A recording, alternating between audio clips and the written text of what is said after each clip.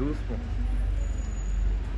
Recherche de soi, de ses racines, de l'héritage parfois perdu.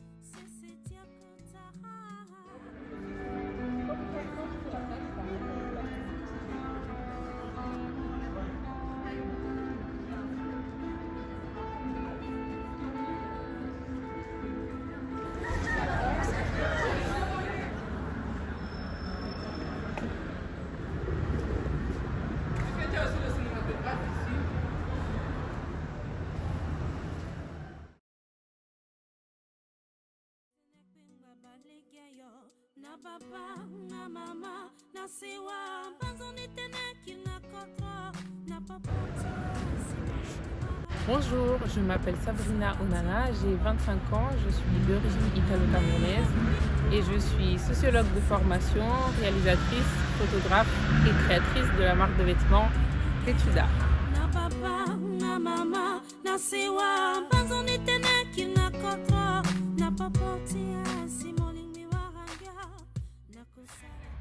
Donc aujourd'hui je suis à Nantes pour présenter mon dernier film documentaire qui s'intitule Je suis noire, je suis belle. C'est un long métrage qui recueille le témoignage de plusieurs femmes afrodescendantes qui s'expriment sur leur rapport à la beauté, aux standards de beauté notamment. Il y a eu plusieurs mouvements qui ont cherché à promouvoir l'acceptation des femmes au naturel, même à l'intérieur de la communauté noire. On peut penser bien sûr à un qui est très connu, c'est celui des Black Panthers dans les années 60, qui ont vraiment milité pour une acceptation aussi des personnes noires et afrodescendantes. Et c'est quelque chose qui a beaucoup influencé la diaspora aussi africaine, même en Europe. Et donc on peut dire que même s'il y a eu toutes ces tentatives en fait de redéfinir les imaginaires et la beauté pour essayer de désoccidentaliser la beauté, parce qu'il y a eu un processus, on pourrait dire, d'uniformisation de la beauté à partir de critères occidentaux, et c'est ce qui a créé beaucoup de complexes chez les femmes qui ne peuvent pas s'identifier à ces critères-là.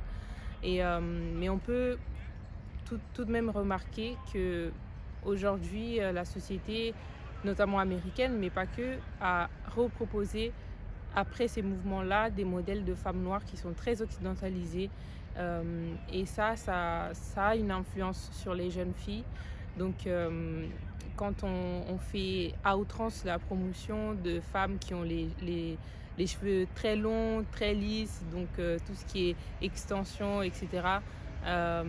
Et aussi la peau claire, donc on sait que ça crée des complexes chez beaucoup de femmes. C'est pour ça que voilà, il y a toute une industrie même cosmétique pour les produits éclaircissants, et on sait aujourd'hui, il y a eu des études qui ont été faites, ce n'est pas simplement une question de pratique esthétique ou voilà, de choix esthétique, mais c'est vraiment des choses qui entraînent aussi des problèmes de santé, et donc qu'on doit fortement déconseiller à toutes les femmes, et on doit surtout protéger aussi les plus jeunes de toute cette pression sociale qui peut être exercée sur elles pour qu'elles essayent de correspondre à des critères qui sont loin de leur propre beauté. Ce qu'on doit faire aujourd'hui, c'est plutôt aider les femmes à s'accepter telles qu'elles sont, dans leur unicité, dans leur particularité et dans leur propre beauté. J'ai beaucoup de projets pour l'avenir, des publications de livres photographiques, parce que je suis aussi photographe, comme je le disais tout à l'heure. Développer aussi ma marque de vêtements, donc Vétuda, que vous voyez ici. Et aussi, bien évidemment, la réalisation de plusieurs autres documentaires. Il y en a beaucoup qui sont déjà en tournage ou qui ont déjà été tournés, qui sont donc en phase de post-production, sur des sujets très variés. Donc, restez connectés.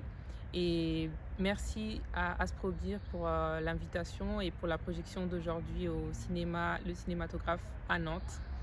Et bon visionnage à tous qui n'ont pas encore regardé Je suis noire, je suis belle, parce qu'il est disponible en ligne sur la plateforme vidéo. Au revoir.